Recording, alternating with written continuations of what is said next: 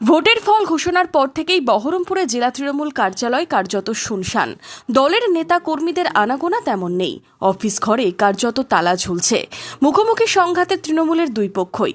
ভেঙে দেওয়া হয়েছে তৃণমূলের সমস্ত সাংগঠনিক কমিটিও। কার দখলে থাকবে তৃণমূলের জেলা অফিস তা নিয়ে প্রশ্ন উঠছে।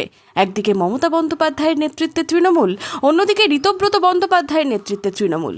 এরই মাঝে সোমবার কলকাতার একটি হোটেলে ঋতব্রত বন্দ্যোপাধ্যায়ের নেতৃত্বে তৃণমূলের বৈঠকে হাজির অপূর্ব সরকার থেকে নারুগোপাল মুখার্জি, হাসানুজ্জামান, রাজীব হোসেনরা। সেখানে কর্মসমিতির সদস্য করা হয়েছে কান্দির প্রাক্তন বিধায়ক, প্রাক্তন বহরমপুর মুর্শিদাবাদ সাংগঠনিক জেলা তৃণমূল সভাপতি অপূর্ব সরকারকে।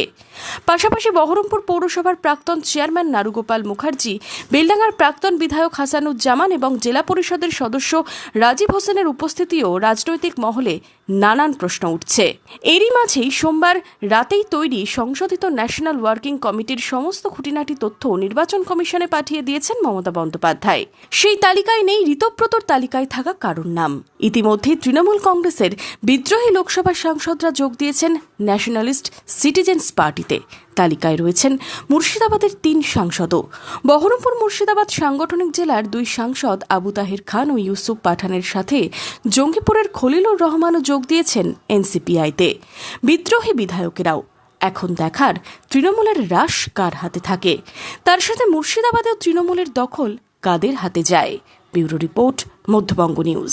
মনমোহিনী হেলথ কেয়ার, স্বাস্থ্য সেবায় অটুট শ্রেষ্ঠত্বের শিরোপা।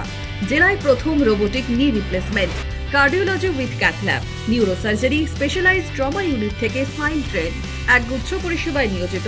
Manmohini health care, quality care with personal touch, Baharampur শিল্প তালুক।